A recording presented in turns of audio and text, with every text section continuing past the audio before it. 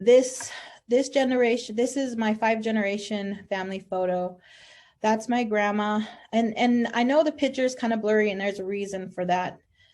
Um, you know, my grandma, myself, my mom, my daughter, my firstborn granddaughter. Out of 5 of us there, 3 of us have lost one or more sisters to tragic death. They've passed before their time. And I just think about, you know, gosh, our beautiful smiles, the love that we had that day, the laughter that we had, and you know, how do you move forward? I mean, that right there, that's resiliency. That's continuing. My grandma, just an amazing woman, and the things that she's gone through, the things that could have broken her so many different times are the ways that she got the strength to be able to help so many of us with some of her crazy sayings. Some of the statistics I found: 4 out of 5 Indigenous women will experience violence sometime in their lifetime. I just look at, there's 5 of us right there. You know, as much as I don't want anything bad to happen to my children and grandchildren, those are statistics that are real. That's a part of our reality, that doing stuff like this, I feel like will help me to help my future generations, raising awareness. My personal struggle, I shared with you kind of what happened with me, my family, just with my generation, my sister. The stages of grief, you know, everything that I went through here, you know, creating new relationships, new strengths, you know, really being able to get outside of my hurt, my pain, to start helping others. I think in 2006 is when I graduated from the University of Montana. Finally, it felt like it took forever. I ended up in a really awesome position over in Olympia, where I worked on a homeless shelter for, well, a transitional homeless shelter for a transitional living center for homeless Indian women and children over in Olympia. And again, being able to help others is really what helped me to continue healing. And you know, knowing that these stages of grief that I went through, it took a couple years, and different types of therapy. One of the things that really helped me a lot is EMDR. I'm not sure how to say that whole long name, but the acronym EMDR is something that really helped me. And it took a lot of the emotion away from the trauma that I experienced with my sister's death. It's allowed me to be able to speak and talk, but it was also in conjunction with our cultural ceremonies. As I mentioned in my traditional introduction, those members of those different societies, the different things I participate in, all have gone in and really helped to heal some of this brokenheartedness that I was experiencing. And definitely being able to turn around and help others help themselves has been something that I've been able to count as part of my healing too. I like this slide. I wanted to include this. Please have patience with our people. They're recovering from hundreds of years of mistreatment, genocide, miseducation, as well as brainwashing. You know, there are so many different contributing factors to this issue of missing and murdered Indigenous women. I have more statistics, you know, I'll be showing in this slide and stuff. But some of our things we think about is trauma response. You know, we all experience some type of trauma, whether it's car accidents, health issues. Recently, we've all experienced the pandemic, COVID.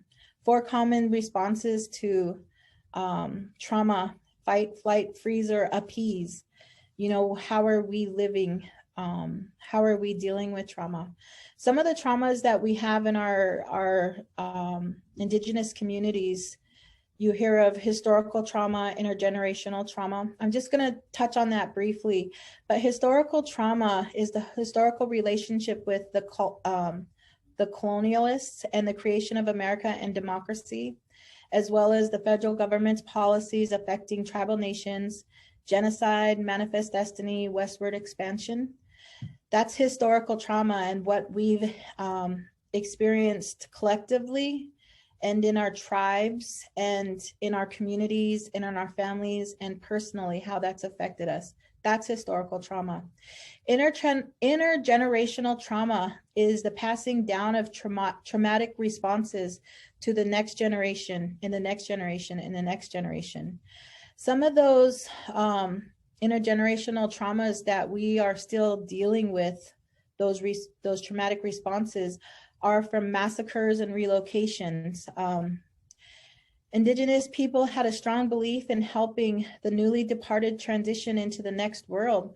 When someone passed away, from what I understand and what we practice today, is it would take almost a year, up to 4 years, to help that person depart in a good way into the next world. At times for us that are left, it takes a year to 4 years to be able to learn how to live with that individual physically not being with us anymore.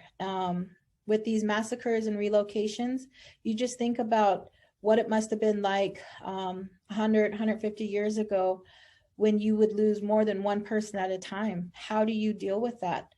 If it takes 1 year to 4 years to grieve a person and to do what you need to help them transition to the other side, you think about what that would be like losing a large part of your family, a large part of your community.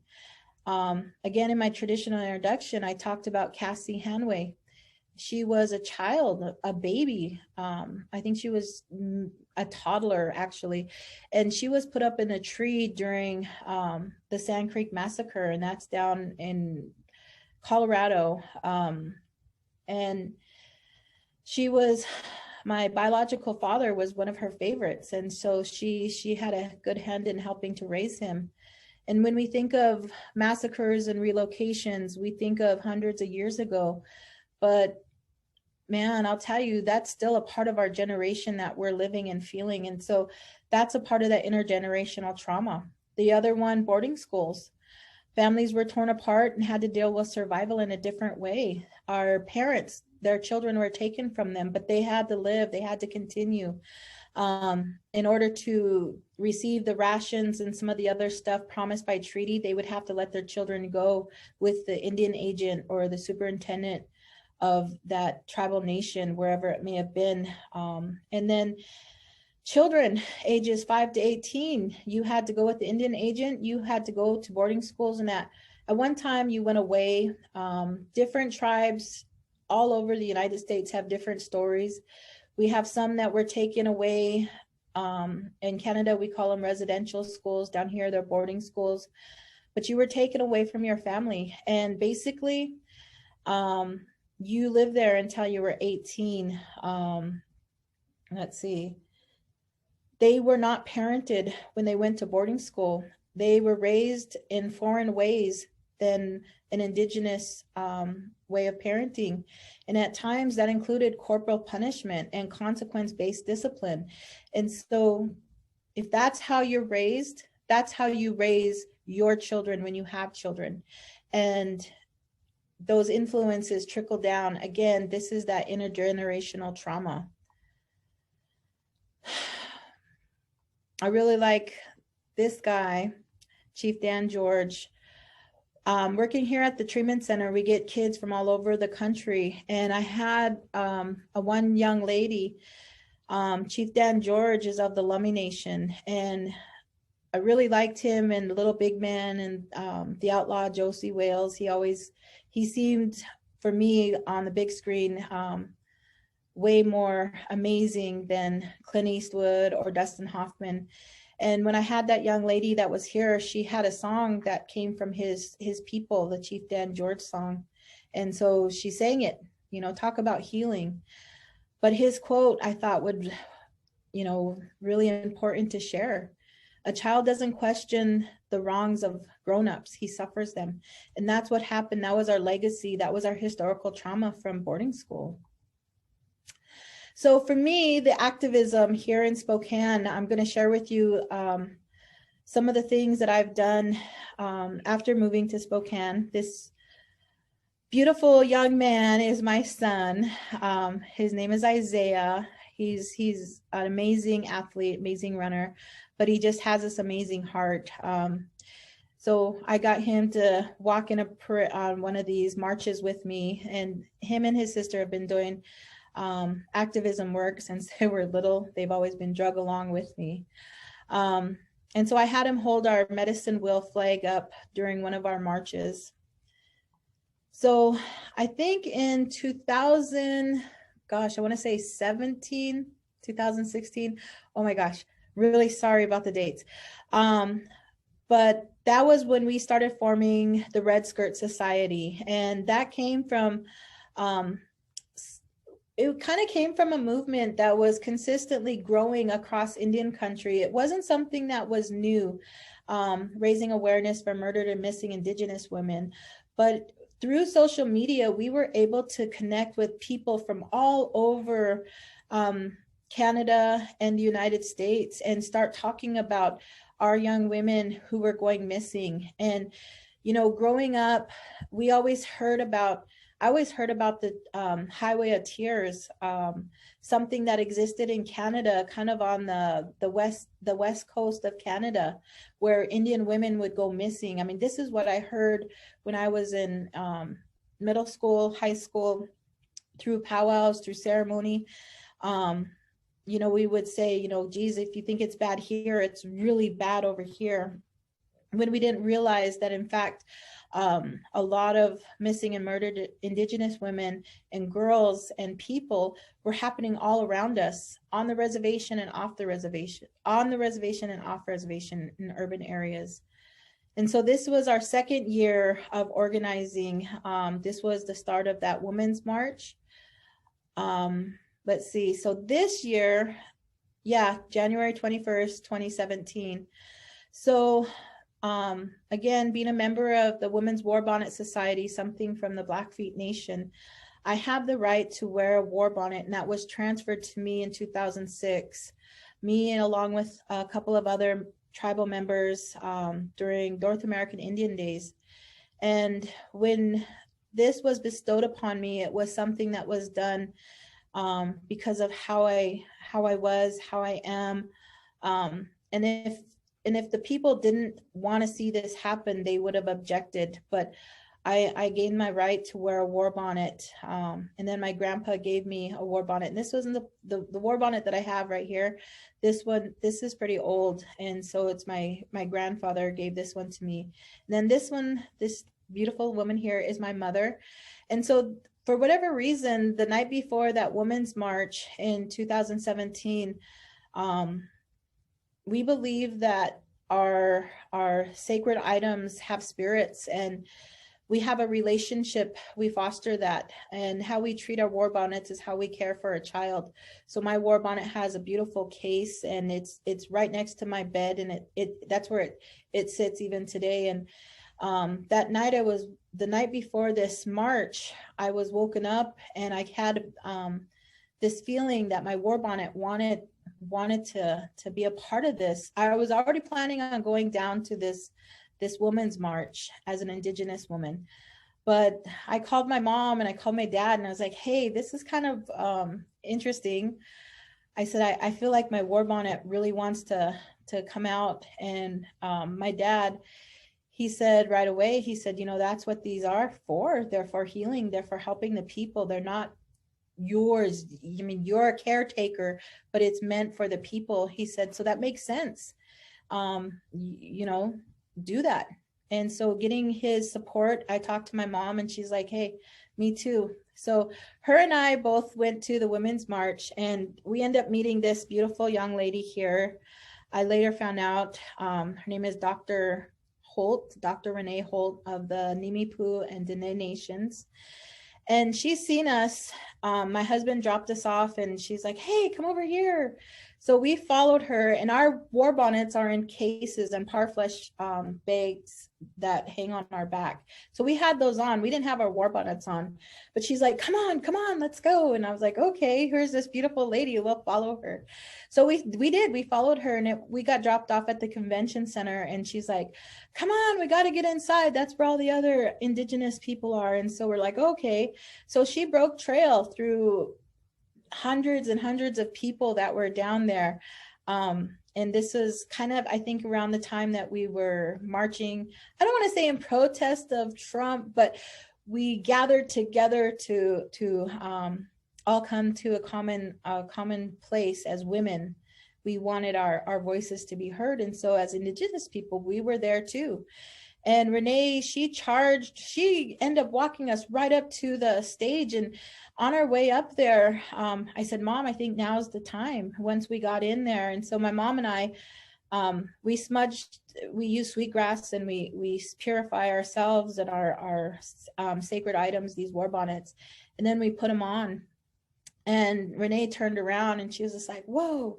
She said, you know, they don't have any Indigenous people speaking. We need to get up there. We need to be on the mic. We need to be represented.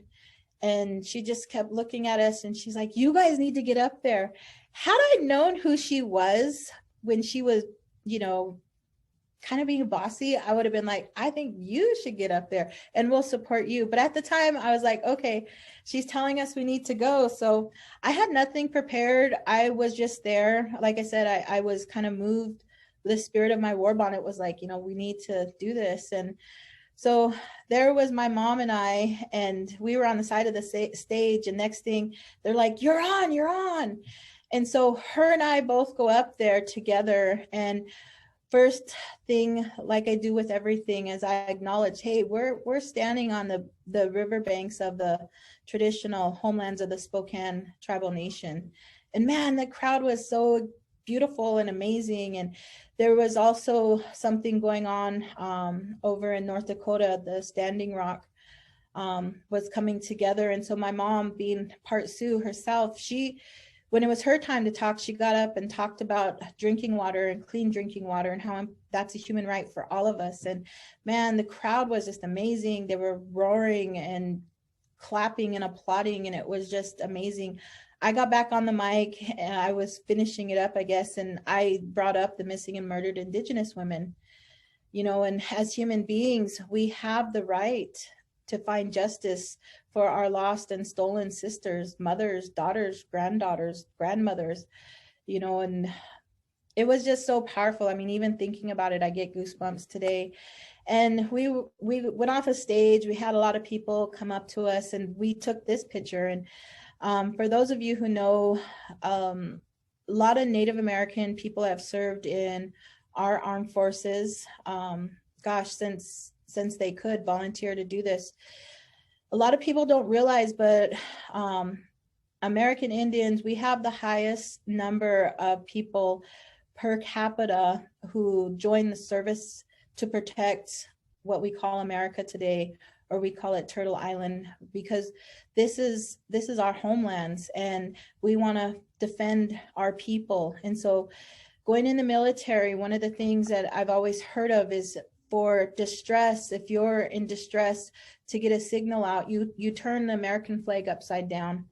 And so we were not desecrating the American flag, but we were saying, we want justice, we want help, we are in distress, our Indigenous people. And so a really good friend of mine, the lady behind us, Indigenous Women Rise, Vanessa, her and I worked here at the Healing Lodge.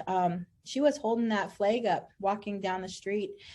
What ended up happening too is, right after we were in there, we ended up being pushed to the front of the march. My mom, myself, several of these women who are in this picture right here. And what I know and understand today is that as Indigenous women, we led that march January 21st, 2017. And the following year, what we seen was other Indigenous women in communities all over the United States started leading those parades in. And so what we did here in Spokane was pretty historic, that here we are, all these women marching, and the Indigenous women took their place and they were at the front of that parade. And I still have a little video of that. I didn't include it today. But immediately after this, there was a group of women, we got together and we started talking about what are we going to do here in Spokane? One of them was Jenny Slagle, who currently is one of our school board members here at Spokane Public Schools. You know, very historic, our first female Indigenous person. Donnell, her father, was the first Indigenous person who served on the school board here. But we came together. There were several women, Tony Lodge from the Native Project, Juliana Reap. Right now, all the women that were around the table, I think we ended up meeting over at Azteca the first time we got together immediately after this parade. And we just sat down like, what's our next move? Grace was there and she was like, well, there's this group, they're meeting up at the Northeast Community Center. We need someone to go talk. So we ended up creating like a speakers bureau, and we had to figure out what should we call ourselves. And at the time there was a lot of red dress was a symbol of MMIW. And so we didn't go with the full red dress because that was, you know, I'm not saying it was copyrighted, but someone else was using that. So we ended up with Red Skirt Society. So in 2018, we started having more people who were involved in helping to create this group.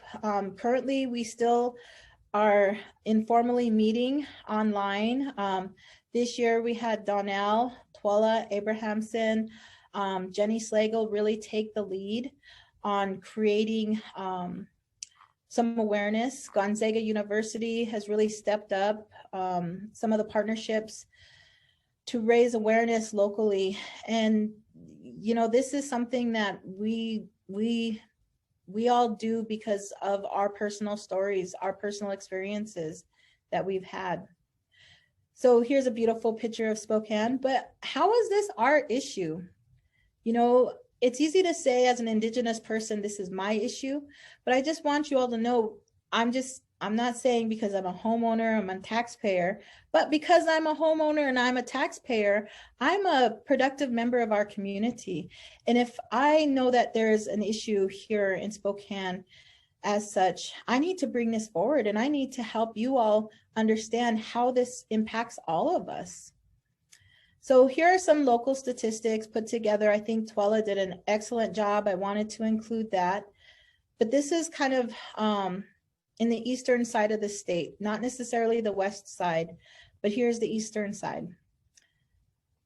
I think there's 103 cases that are open right now, and over half of them originate in the 509 area code. Just think about that. Here are some more statistics.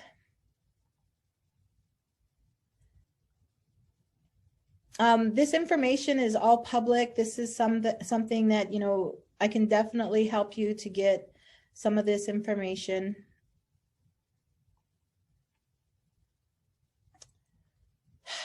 So something that to me is crazy, Native women living on tribal lands are murdered at an extremely high rate of more than 10 times the national average. Urban Indians, Seattle is the highest open MMIW cases in an urban area nationally. Out of 71 cities where they got information, Seattle, this is where our women go missing. How far away is Seattle from Spokane? That is why this is our issue. Again, more statistics.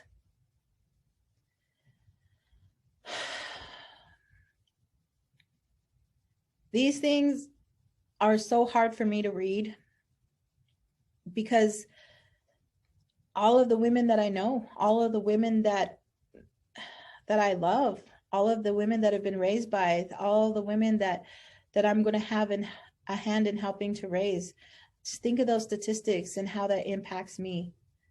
But more importantly, This is what our people have been going through for generations without any awareness, without people asking, why is this happening? I presented this last Friday to the kids that I work with here. And I asked them, I said, why is this your issue? Why is this important to you? And one little girl, little blonde haired, blue eyed girl who's here, she said, it's our issue because they're human beings and we're human beings. It's like so powerful what she said, because that's true. She said, if one human being goes missing or is murdered and nobody knows about it, that's terrible. As a human being, we should be able to support one another. And if someone over there is having a hard time, then if I can help, I want to be able to help. So that's why this is our issue.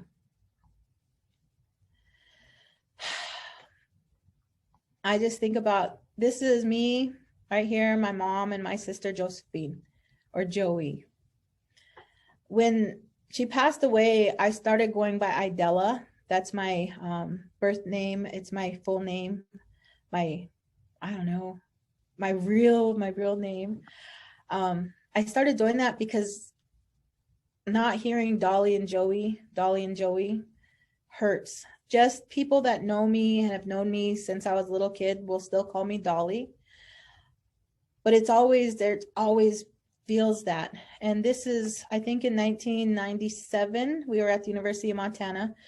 My parents both graduated from there. This was before I graduated from there. But we were dancing at a powwow. We were all happy. I mean, I just look at how young and beautiful and radiant my mom looks. She's still young and beautiful and radiant. But there is just something about losing a child that my mom will always have. With missing and murdered Indigenous women, they don't disappear once, but they disappear 3 times in life, in media and the data. Nobody was collecting this information. So what are some of the solutions to this issue? I know a lot of the material is really hard and heavy. Like I said, I get really emotional about it. And this presentation has helped me to stay focused. But what are solutions? Reconnecting to the circle. You know, there's a lot of things in our Indigenous culture that is there that currently we have, and they're right around us. The protective factors that we have are in our cultural teachings and our practices. Many of them were lost during our survival times, but because the land is still here, so are our teachings. We have to learn how to revive them, to hear them, to feel them, to sense them. Creating healthy connections, putting our minds together to create a future for our children. Some of the things as an agency, Volunteers of America, you have so many different programs that are set up to help people. So these are some of the things that you guys are probably doing already, but it's really important when you're a service provider to treat Indigenous people with respect and dignity. Just know that we have a crazy sense of humor, and this has helped us through so much trauma and hurt. But we love to laugh. We love to tease each other. And sometimes when it gets really hard, somebody will start laughing. It may feel a little inappropriate, but that's how we've been dealing with a lot of our trauma. And that's something we've been handed down generationally. Get to know your clients. Ask questions about their identified family or community. One of the things I know as an Indigenous person myself is I create family everywhere I go. My grandkids, you know, they're always calling somebody auntie or somebody grandma, somebody cousin, sister. And that's what we do as Indigenous people, is we create family everywhere we go. We create community everywhere we go. Find out about that with your clients, because sometimes their identified family and community, they're helping to support in their healing too. Ask clarifying questions in a respectful way. You know, sometimes being humble and saying, you know, I'm not really sure, but I've always wanted to know this, or, you know, help me to understand better the powwow. I mean, just asking questions in a respectful way. Oh man, you create such an opening for your clients to share more about who they are and what they know. Promote safe and healthy communication. You know, one of the things I know about Indigenous people is we like to go outside of our community sometimes because we don't feel super safe within our Indigenous community, because not a lot of us are on that healing journey at this time. So help to promote safe and healthy communication, and hire Indigenous people to help build relationships to Indigenous communities. When you get a chance, hire Native people.